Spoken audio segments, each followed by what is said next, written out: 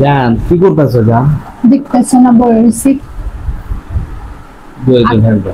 আচ্ছা জান, আমি যদি মরে যাই তুমি কি করবা?